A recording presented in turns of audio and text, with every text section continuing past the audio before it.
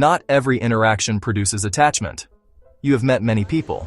Some were kind, some were compatible, some were available, yet only one or two created disproportionate emotional impact. The intensity appears personal, but it is often structural. Attachment does not form only from how someone treats you.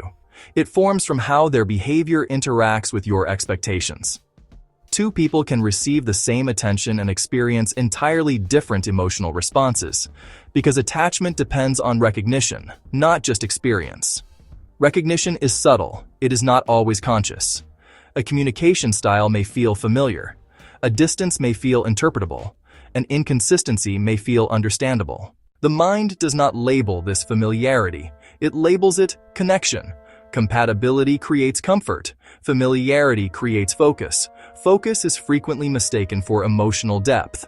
You pay more attention not because the person is uniquely aligned, but because the pattern is recognizable. Predictability is not required for attachment. Interpretability is. When behavior is inconsistent but understandable, the mind continues investing attention. You believe you can learn the pattern, and learning requires engagement. Effort increases emotional significance. You analyze messages. You anticipate responses. You evaluate tone. The more cognitive energy used, the more meaningful the interaction appears. Meaning grows from investment, not only experience. This is why neutral interactions fade quickly. They require little interpretation. They do not activate prediction systems. They do not require adjustment. Without adjustment, attention returns elsewhere. The person who affected you most often activated both reward and uncertainty. Reward sustained interest. Uncertainty sustained focus. Together, they produced persistence. Persistence feels like importance. The mind also prefers incomplete patterns. An incomplete experience remains open.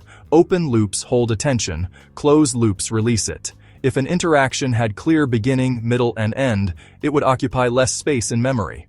Ambiguity preserves mental presence. Emotional significance increases when self-perception becomes involved. You begin evaluating yourself within the interaction. Your responses, your interpretations, your value to the other person. Now the interaction is no longer only about them. It is about identity. Because identity became involved, detachment becomes harder.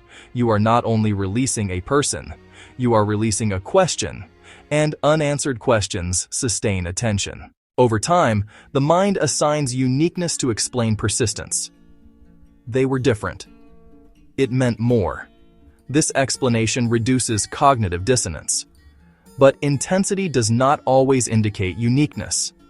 It often indicates activation. Another person could be compatible without activating the same pattern. Compatibility feels calm. Activation feels significant. Significance is easier to remember. Eventually, recognition fades when new patterns form. When interactions no longer require interpretation, attention stabilizes.